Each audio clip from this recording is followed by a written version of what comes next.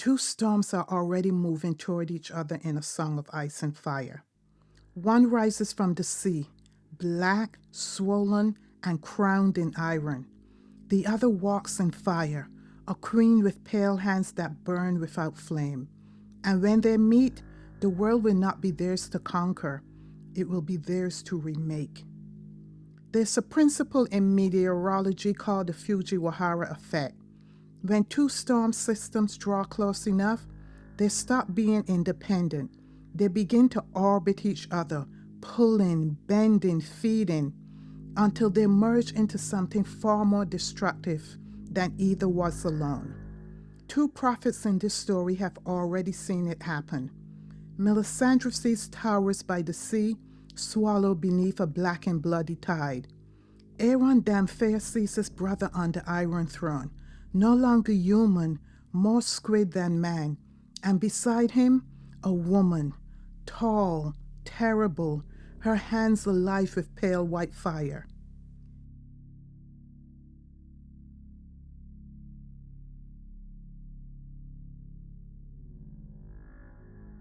His name is Euron Greyjoy, and he's the storm you didn't see coming. We've spent 5 episodes inside the fire of Daenerys Targaryen, her dragons, her prophecy, and her choice. We've seen what she is and what she's becoming. But Daenerys is not the only Martian-coded force moving through a song of ice and fire. There's another rising from the sea. Black sail and blood-soaked and ancient in a way that has nothing to do with age.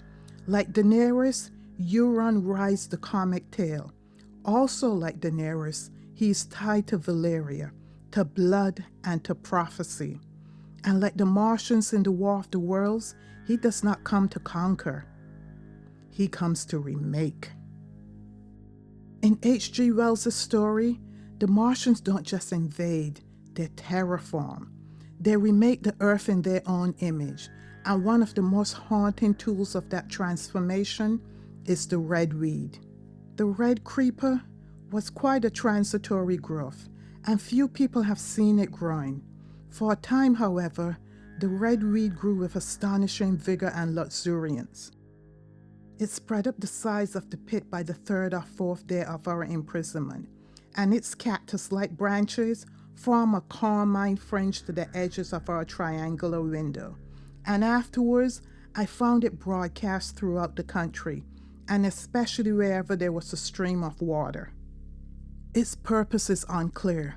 Was it brought to Earth with purpose, or did it simply hitch a ride on the Martian cylinders like an invasive species? Either way, once the weed touches water, it begins to spread, fast and without mercy. It thrives on Earth in a way it may no longer have thrived on Mars. It wraps itself around trees and fences, floods riverbanks, and eventually turns entire landscapes into a crimson tide. It is a biological symbol of conquest. The Martians aren't just killing humanity, they're transforming our natural world. As would be expected, George R.R. Martin gives us his version of the red weed in A Song of Ice and Fire. 2 such versions, and I will speak here now of the first, found in the east, in the heart of the Dothraki Sea. It was a sea, Dany thought. Past here, there were no hills, no mountains, no trees, nor cities, nor roads, only the endless grass, the tall blades rippling like waves when the wind blew. It's so green, she said. Here and now, Sir Jorah agreed. You ought to see it when it blooms, all dark red flowers from horizon to horizon, like a sea of blood. Come the dry season, and the world turns the color of old bronze. Martin echoes Wells's language with surgical precision. Not fire this time, but a sea of blood, a blood tide painted in petals. We have not yet seen it on the page, but based on Jorah's description, the Dothraki Sea becomes Martin's version of Wells's red weed. But where Wells gave us an alien plant, George gives us a seasonal bloom. The Dothraki Sea isn't just a vast plain, it's alive, it shifts, and it transforms under the right conditions. And that transformation is a warning, a red bloom foreshadowing a red tide. In the War of the Worlds, black smoke and the red weed cover the land as the Martians advance on the British capital. Red weed floods the Thames. It overtakes London, drowning the capital city of the world's most powerful empire in blood. At Putney, as I afterwards saw, the bridge was almost lost in the tangle of this weed. And at Richmond too, the Thames water poured in a broad and shallow stream across the meadows of Hampton and Twickenham. As the water spread, the weed followed them, until the ruined villas of the Thames Valley were for a time lost in this red swamp, whose margin I explored, and much of the desolation the Martians had caused was concealed. In A Song of Ice and Fire, Martin gives us a second version of the red weed, one seen in visions, a bloody tide, and it's not just the tides of war, it's something older, something foretold in Melisandre's flame. Some may. Could the skulls in her vision have signified this bridge? Somehow Melisandre did not think so. If it comes, that attack will be no more than a diversion. I saw towers by the sea submerged beneath a black and bloody tide. That is where the heaviest blow will fall. Eastwatch? Was it? Melisandre had seen Eastwatch by the sea with King Stannis. That was where his grace left Queen Selyse and their daughter Shireen when he assembled his knights for the march to Castle Black. The towers in her fire had been different, but that was off the way with visions. Yes, Eastwatch, my lord. Towers by the sea, submerged beneath a black and bloody tide. She tells Jon Snow what she sees. He names it Eastwatch. She agrees, but something nags. The towers don't match what she remembers. She should trust that instinct, but doesn't. The tide isn't of the north. It comes with fire and blood. From the south, the tide is Euron Greyjoy. When he laughed, his face sloughed off, and the priest saw that it was not Yuri, but Euron, the smiling eye hidden. He showed the world his blood eye now, dark and terrible. Clad head to heel in scale as dark as onyx, he sat upon a mound of blackened skulls, as dwarfs capered around his feet and a forest burned behind him. The bleeding star bespoke the end, he said to Aeron. These are the last days when the world shall be broken and remade. A new god shall be born from the graves and charnel pits. When Euron speaks of the comet, the bleeding star, he echoes Daenerys and the Dothraki Sea, who saw it as a herald of her coming. The Dothraki named the comet Shirak-Kia, the bleeding star. The old men muttered that the old men illed, but Daenerys Targaryen had seen it first on the night she had burned Khal Drogo, the night her dragons had awakened. It is the herald of my coming, she told herself, as she gazed up into the night sky with wonder in her heart. The gods have sent it to show me the way. Euron feels the same. The bleeding star heralds his ascension to godhood and the end of the old world. It was almost custom-made for him. He echoes the Martians who launched their fiery cylinders towards Earth as Mars reached opposition in the heavens. And just like the Martians in Wells' story, Euron brings with him not just violence, but a new order, one that breaks the world and rebuilds it in his image. In Wells' world, the red weed floods the Thames and overtakes London. London, at the time, the premier city of learning in the world, home to two of the most recognizable towers on Earth, the Tower of London and the Clock Tower, Big Ben. Wells' London is choked by alien flora. Its blood-colored vines smother gardens and bridges. And in Martin's world, well, his premier center of learning is Oldtown, the ancient city built in the time of the first men. Oldtown has seen it all: wars, uprisings, and dragons. It is the richest city in Westeros and has more people than anywhere but King's Landing. It also has two legendary towers. There's the Citadel, that riverside maze where the maesters keep their secrets and train novices in the arts, and the High Tower, perched on Battle Isle, taller even than the wall, its beacon burning for thousands of years. Two famous towers by the water in London, two famous towers by the water in Oldtown. George R.R. Martin did not build that landscape by accident, because those towers by the sea, the Citadel and the High Tower, are the ones drowning beneath a black and bloody tide in Melisandre's vision. Oldtown is where the red tide is coming, and Euron Greyjoy is the one bringing it. And I am Daenerys Stormborn, Daenerys of House Targaryen, of the blood of Aegon the Conqueror and Maegor the Cruel and old Valyria before them. A smile played across Euron's blue lips. I am the storm, my lord, the first storm and the last. I have taken the silence on longer voyages than this, and ones far more hazardous. Have you forgotten? I have sailed the smoking sea and seen Valyria. Two storms, one born in dragon's flame, the other forged in salt and shadow, both rising at the same time, both invading from the sea, and both linked to prophecy and the red comet that bleeds across the sky. When they meet, tides will turn and the world will break. And what rises in its place may no longer belong to man, but to gods. This is episode 6 of 6. If you're new here, return to the beginning. It's worth the journey. And if the series have been worth your time, subscribe. The next one will be too. In the War of the Worlds, the Martians brought fire, but not just fire. They also brought change in the form of the red weed. It wasn't just a plant, it was proof that the world no longer belonged to humanity. The Martians didn't just invade and colonize, they replaced.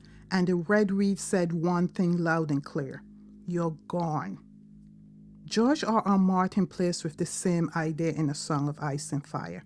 Not literally, there's no parasitic Martian flora spreading across Westeros, but symbolically, the red tide is here. Only it isn't made of plant matter.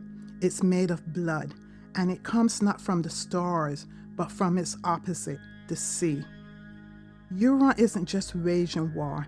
He's staging an apotheosis, a blood-soaked rebirth. He's not trying to win Westeros. He's trying to remake it, to ascend over it.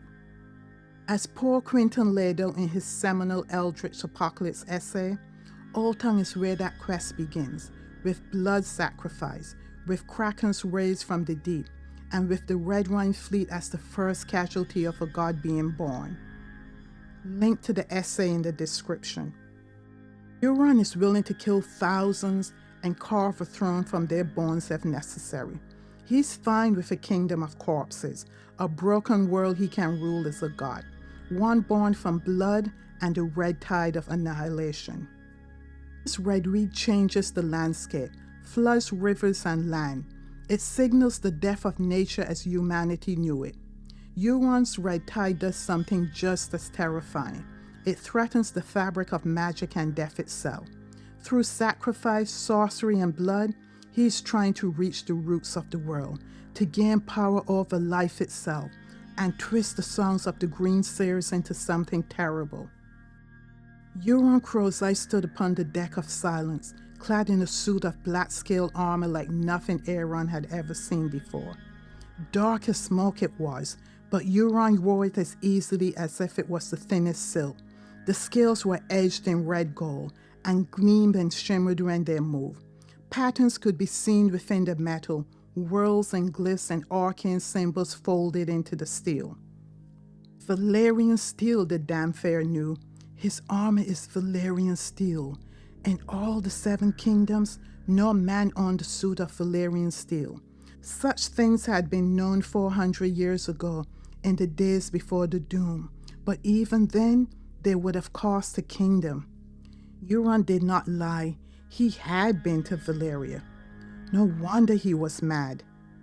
Euron is not a man in search of power. He is a man in search of divinity. who wears Valyrian steel like it's silk and kills as easily as he breathes. And in his mind, the bleeding star is not simply a sign of doom. It's there specifically to herald his arrival and the end of the old world. He is the tide that will drown the world in blood. Just as the Martians' reed follow the water, Euron tides follows the river. From the Iron Islands to the Mander and the Shields, from the Shields to the Arbor and the Redwine Straits, and from blood magic to Oldtown. A new world grown from corpses, and at its heart, a god with a blood-red eye burning with malice. But here's what Euron knows that no one else does. He's not the only storm. Somewhere to the east, a queen is riding a black dragon across the Dothraki Sea. She has made choices in the wilderness that she cannot unmake, and she's coming west, towards him. Prophets in the Song of Ice and Fire are rarely right in the way they expect. Their visions are fractured, always shifting and clouded by smoke, shadow, and flame. But sometimes, two people see the same fire. Melisandre in the far north and Aeron deep beneath the sea. And what they both see is a tide of blood and fire.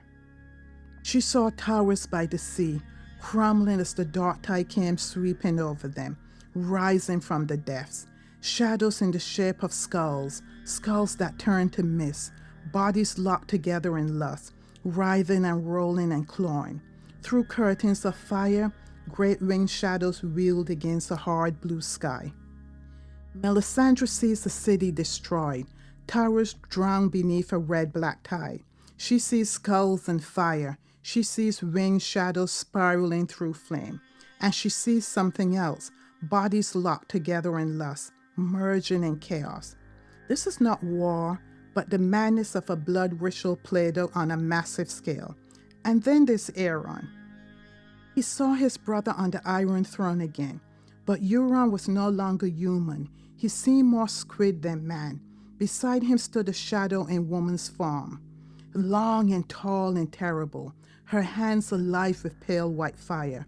Dwarfs capered for their amusement, locked in carnal embrace.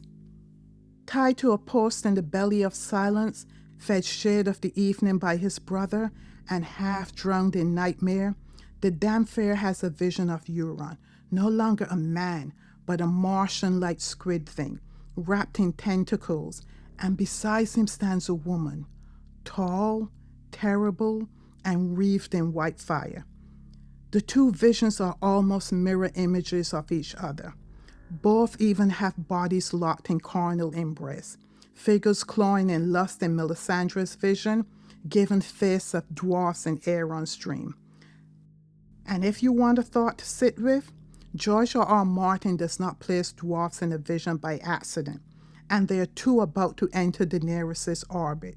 Their names are Tyrion Lannister and Penny. But that is an essay for another day. Two visions, one reality. Many fans have speculated about the identity of the woman with hands of pale white fire. Some say Cersei, some even say Viserion. Melisandre's vision shows winged shadows, plural, more than one dragon. Cersei commands none, and if dragons are flying overhead, their riders are nearby. That leaves one answer, only Daenerys. She is the one who commands dragons, the winged shadows. She is the one tied to the red comet, and she is the one who waits to the taste of ashes when she finds herself behind the red door. In A Song of Ice and Fire, fire comes in many colors, black, red, and yes, white. It is the same in the War of the Worlds. Dense black smoke was leaping up to mingle with the steam from the river, and as the heat ray went to and fro over Weybridge, its impact was marked by flashes of incandescent white that gave place at once to a smoky dance of lurid flames. The Martian heat ray, like dragon fire, flashes with white-hot intensity. White fire. It is not coal, it is not ice, it is the hottest flame there is, pure combustion. And in Aeron's dream, The shadow of a terrible laughing female figure stands beside Euron.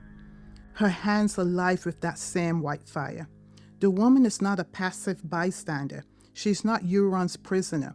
She's his match, his partner. Together, they bring the tide of fire and blood that floods over Essos and Westeros. Aeron describes her as tall and terrible. She might be an angel or goddess, or a queen of light and shadow, standing at the threshold of power. But in our story, she's something like Galadriel. For our narrator, the great horror at the heart of the War of the Worlds wasn't just the Martian weapons, their tripods or heat rays, or even the red weed curling over every riverbank. It was what they were and how they looked. Those who have never seen a living Martian can scarcely imagine the strange horror of his appearance, the peculiar V-shaped mouth with its pointed upper lip, the absence of brow ridges, the absence of a chin beneath the wedge-like lower lips, the incessant quivering of this mouth, the gorgon groups of tentacles. Even at this first encounter, this first glimpse, I was overcome with disgust and dread. The Martians do not look like us. They don't stand on two legs and aren't noble or tragic like in human stories. No, they're grotesque cephalopodic creatures. "Ain't they got any necks then?" said a third abruptly, a little contemplative dark man smoking a pipe. I repeated my description. "Octopuses," said he. "That's what I calls them. Talk about fishers of men. Fighters of fish it is this time." The Martians were cold intelligence wrapped in flesh that twisted and twitched with hungry precision. Wells describes this Martian as looking like octopuses. They weren't conquerors in the human role, but something worse. They were minds unmoored from mercy, minds like Euron Greyjoy. And as he compared the Targaryen and their dragons to Martians, George does the same with Euron, except he gets even more specific. He saw his brother on the Iron Throne again, but Euron was no longer human. He looked more squid than man, a monster fathered by a kraken of the deep, his face a mass of writhing tentacles. Euron in his godly form is no longer human, but a monster from the deep his brother described as looking like a squid. Heavily Lovecraftian, but also the same deep-sea biology that haunted Wells's octopus-looking Martians rises again in Aeron's vision of Euron. Tentacles in place of limbs, a face that quivers and consumes. This is not just metaphor, it is a Martian echo. What Aeron sees in the Forsaken isn't Euron the pirate or king. He sees Euron unmasked and stripped of all pretenses, revealing him as something unnatural. A creature born not of salt and rock, but of a nightmarish transformation into a god that would bleed the world. And like the Martian, Euron doesn't just invade, he remakes. He will sacrifice his men, kin, and priests alike. He would bleed victims into the sea to raise the Krakens. He wears Valyrian steel traced with glyphs, not as armor, but as ritual regalia. A suit of symbols for a spell of self-becoming. His squid face represents more than a mutation. It's an arrival. A woman with pale fire in her hands stood at his side, while the world around them burned with fire and blood. The Dragon Queen of prophecy. Together, they will break and rewrite the world. In the War of the Worlds, the Martians brought their metallic tasting red weed. Wells added a metallic aspect because he wanted the reader to think of human blood when thinking of the red weed, a creeping, suffocating thing that turned rivers to sludge. In Aeron's vision, the rivers run red not with roots, but with blood, and the world of Westeros begins to drown. This is not about politics or even power. It's an apocalypse, an eldritch one. And at its center are figures pulsing with white fire and cephalopod limbs, something new and hungry. In The Lord of the Rings, the One Ring tempts not just the wicked, but the noble. It offers them glory and power, at the cost of becoming something else. Possibly the most famous passage in fantasy literature is the one containing the temptation of Galadriel. The passage was always famous for readers of the book, but the Peter Jackson movie took it to another level. Now people who have never read Lord of the Rings can quote it. Well, quote it somewhat, because Jackson made changes to Tolkien's original script. He reworded it some for the movie, and while not exactly as described in the books, he did capture the essence of what Tolkien wrote. With apologies to Cate Blanchett, here's the original text. And now at last it comes. You will give me the ring freely. In place of the dark lord you will set up a queen, and I shall not be dark, but beautiful and terrible as the morning and the night, fair as the sea and the sun and the snow upon the mountain, dreadful as the storm and lightning, stronger than the foundations of the earth. All shall love me and despair. Dany is faced with the same choice as Galadriel in A Song of Ice and Fire, but her temptation isn't by a ring of power made from mithril. No, her ring of choice is named Drogon. What's interesting is there are eerie similarities in Aeron's vision of the woman with hands of white fire and Tolkien's passage that describes Galadriel's temptation. Let's look again at Aeron's dream. He saw his brother on the Iron Throne again, but Euron was no longer human. He seemed more squid than man, a monster fathered by a kraken of the deep, his face a mass of writhing tentacles. Beside him stood a shadow in woman's form, long, tall, and terrible, her hands alive with pale white fire. Now let's look at Galadriel as seen through Frodo's eyes.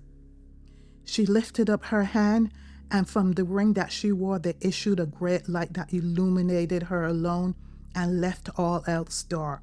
She stood before Frodo, now seeming tall beyond measurement and beautiful beyond enduring, terrible and worshipful. Then she let her hand fall, and the light faded, and suddenly she laughed again. And lo, she was shrunken, a slender elf woman, clad in simple white, whose gentle voice was soft and sad. I passed the test, she said. I will diminish and go into the west and remain Galadriel. It seems to me that George wrote the long, tall, and terrible shadow of the woman with hands alive with pale white fire to echo Galadriel, whom Frodo described as tall beyond measurement, terrible and worshipful, her hands and entire body elongated and illuminated with white light when she considered picking up the ring. Galadriel resists. She lifts her hand, radiant with inner fire, and chooses to fade, to go west and remain Galadriel. But Aeron's vision of the woman laughing at Euron's side tells us that Dany makes the opposite choice. This is further proof the woman is not Cersei, because the Lannister Queen has been who she is from before the opening pages of the book. Unlike Dany, no temptation was put in front of Cersei. But we don't need Aeron's vision to tell us this. We see it on the page, in Dany's last chapter of A Dance with Dragons, when she picks up the ring. She doesn't wear the ring, she chooses it. She calls it back, and its name is Drogon. So when she goes west, she doesn't plan to fade and remain Dany Misa to her people. She plans to be Daenerys Stormborn, Daenerys of House Targaryen, of the blood of Aegon the Conqueror and Maegor the Cruel, and old Valyria before them. She will be the mother of dragons. When Aeron Greyjoy sees the woman with hands of pale white fire beside Euron, he doesn't see a ruler, he sees a destroyer. But Martin doesn't write destroyers. He writes people who make choices. And Daenerys Targaryen's choice occurred at a precise location, at a precise moment, and with a precise temptation, in the Dothraki Sea, alone in the wilderness, and a dragon circling overhead like a devil on her shoulder. George R.R. Martin is a lapsed Catholic, And what he constructed in Daenerys' final chapter of A Dance with Dragons is not just a character moment, it's theological architecture, a deliberate mirroring of one of the world's oldest stories.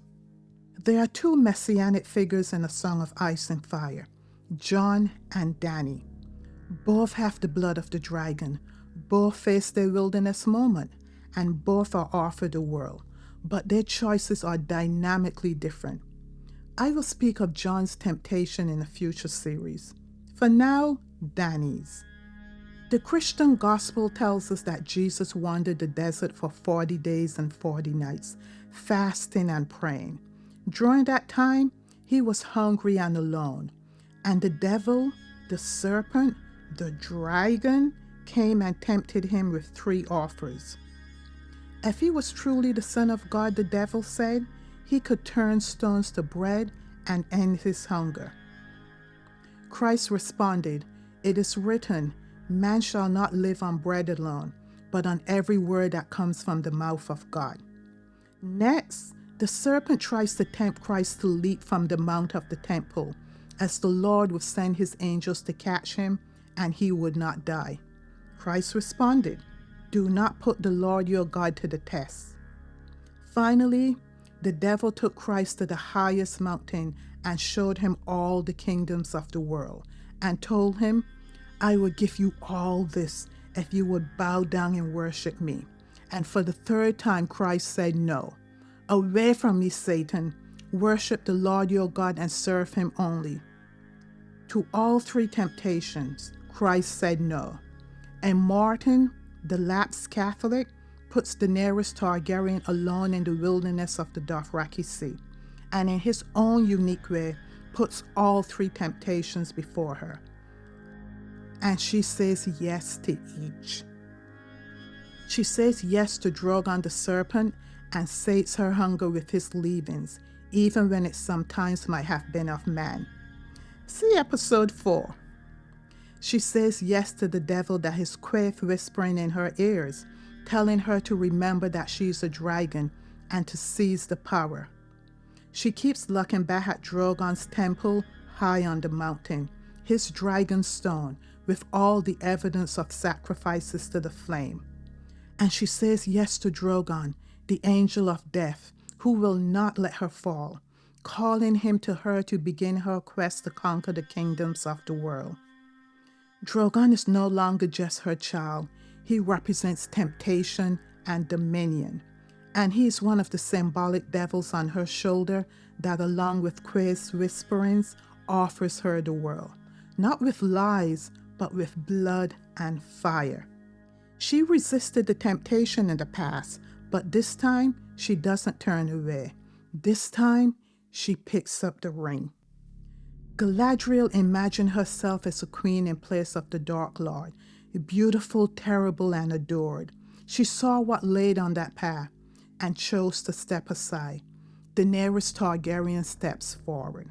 And yes, tyrants and slavers will fall to her, but in her wake, cities will burn and the world will break. But she won't be in it alone, because she's headed towards the other world breaker, Euron Greyjoy. This was foreshadowed from the minute Daario Naharis arrived on the scene. Daario was meant to prepare her for Euron. The theme of Butcher Kings comes up over and over in Dany's arc, and it comes to the forefront in A Dance with Dragons. She recognizes the savage butchery of Daario's character and what it would mean to what she's trying to accomplish in Meereen as she follows his advice. "Your grace could not save them," said Sir Barristan. "You warned King Cleon against this war with Yunkai. The man was a fool, and his hands were red with blood." Are my hands any cleaner? She remembered what Daario had said, that all kings must be butchers or meat. Cleon was the enemy of our enemy. If I had joined him at the horns of Hazat, we might have crushed the Yunkai between us. She resists for a bit, but at the end of A Dance with Dragons, she makes her choice, and George gives us a butcher's scene and places Daario right in the center of it in Dany's mind to show us what that choice means. The carcass was too heavy for him to bear back to his lair, so Drogon consumed his killing there, tearing at the charred flesh as the grasses burned around them, the air thick with drifting smoke and the smell of burnt horsehair. Dany starved, slid off his back and ate with him, ripping chunks of smoking meat from the dead horse with bare burned hands. In Marine, I was a queen in silk nibbling on stuffed dates and honey lamb, she remembered. What would my noble husband think if he could see me now? His dog would be horrified, no doubt. But Dario? Dario would laugh, carve off a hunk of horse meat with his arak, and squat down to eat beside her. As the western sky turned the color of a blood bruise, she heard the song of approaching horses. Dany rose, wiped her hands on her ragged undertunic, and went to stand beside her dragon. Dario the butcher is her choice. Dario would squat beside her, and like a butcher, would slice off a piece of meat. He would stand beside her in the common butchery and turn the skies of Westeros into a blood bruise. Dany's choice leads her directly toward Euron Greyjoy, Dario to the 9th degree. I mean to open your eyes. Euron drank deep from his own cup and smiled. Shade of the evening, the wine of the warlocks. I came upon a cast of it when I captured the Serhan galleys out of Quaff, along with some cloves and nutmeg, 40 bolts of silk, and 4 warlocks who told a curious tale. One presumed to threaten me, so I killed him and fed him to the other 3. They refused to eat of their friend's flesh at first, but when they grew hungry enough, they had a change of heart. Men are meat. If men are meat, then Euron Greyjoy is the butcher, one on a godhood quest, and Daenerys, the woman with pale fire in her hands, will soon be standing at his side, the two laughing as the world burns. This path was foreshadowed for Dany, but it wasn't fated. It's a choice made, as are all decisions made by characters in A Song of Ice and Fire. George R.R. Martin is not a writer that believes in accidental annihilation. Daenerys Targaryen was offered the world and took it. The pale fire surrounding her represents neither healing nor mercy. It is judgment. The red comet was only the beginning, a sign in the sky. But signs become storms, and storms do not stay still. From the east comes the mother of dragons, Daenerys Stormborn and her children, leaving ashes in their wake and coming to reclaim what was lost with fire. From the sea comes the self-professed first and last storm, Euron Greyjoy, a squid-faced would-be god rising from the deep and sailing in on a crimson tide of blood. 2 storms, both Martian-coded, both tied to the bleeding star. One wants to be a god, the other is becoming something she cannot yet name. And the world between them, Westeros, ancient and exhausted and unaware, has no language for what is coming. Not invasion, or even war, transformation. Their storms are spiraling toward each other, and when they meet, the world will not be theirs to conquer, it will be theirs to remake. But storms are not just rising in the south. There's another pressure system building, this one coming from the north, and it's colder, older, and steadier. And when I say the cold storm coming from the north, I don't just mean the others. The wolves are coming. Rising from the frost and the long night come the Starks, the last memory of a world that once knew honor.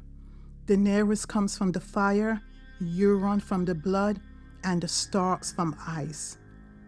The Stark words are more than a warning. They are gravitational truth. Winter is coming. And this time, winter will not kneel. Remember that principle from meteorology I mentioned at the top of this video, the Fujiwhara Effect? 2 storm systems drawing close, beginning to orbit each other, feeding and bending until they merge into something neither could have become alone. We have spent this entire episode building the case for 2 storms that are about to find each other. One of 3 things happen when storms meet. If of similar size, they may circle each other before moving off in different directions. The stronger system may also sometimes absorb the weaker, or sometimes they merge and become a superstorm. Which will it be with Daenerys and Euron? Option 1 is out. They are destined to meet and won't go off in different directions, as both want Westeros. That leaves option 2 and 3. Aeron and Melisandre's visions suggest it will be the third option, but we will have to see. Daenerys Targaryen and Euron Greyjoy, they do not come as conquerors in the traditional mold. They come as instruments of transformation, one born of prophecy, the other born of madness. And when they draw near to each other, the world begins to buckle beneath them, to break. A squid-faced man on an iron throne and a woman with pale fire in her hands standing at his side as they laugh and laugh. The Martians have invaded. The red weed in the War of the Worlds crept in and remade the landscape almost before anyone realized it had begun. So too will these two forces change Westeros. They won't just kill armies or topple cities. They will rewrite what power looks like. And the gods will go silent. There is one final thing worth sitting with as we close out this series. House Targaryen's words are fire and blood. For 300 years, that meant dragons, conquest, and the cost of dynasty. The blood of the dragon, the fire of their Valyrian birthright. But here, at the end of everything the Targaryens built, in the convergence of the last dragon queen and the man who is her dark mirror, those words find a meaning their founders never intended and could not have imagined. Daenerys is the fire. Euron is the blood. Together, they are not a dynasty, they are an event. The doom that destroyed Valyria returned into the world in human form, wearing the faces of a laughing queen and a squid-faced god. Fire and blood was never a motto, it was always a prophecy. 6 episodes, 2 storms, 1 apocalyptic convergence. If you've made it this far and haven't watched the full series, go back to episode 1. Everything you've just heard lands harder when you follow the full arc of what Daenerys Targaryen is, where she came from, and what she's always been moving toward. Next up on Ashen Ink Lore, we're stepping briefly outside of Westeros. Interview with the Vampire is returning for Season 3, and there's a source code hidden inside Anne Rice's work and the AMC show now titled The Vampire Lestat that no one has mapped. We're going to map it. And we're coming back to A Song of Ice and Fire immediately after, because the fire side of this story is only half of it. The Starks are waiting, the Greensayers are watching, and what ice truly means and what happens when it finally meets fire is a question this channel intends to answer. Winter is coming, and now so are we. Meet you at Winterfell soon. Subscribe, like, and join the conversation in the comments. And newbies, you'll want to watch from the beginning. Link is floating right over there. Thanks to all of you who took this journey with me.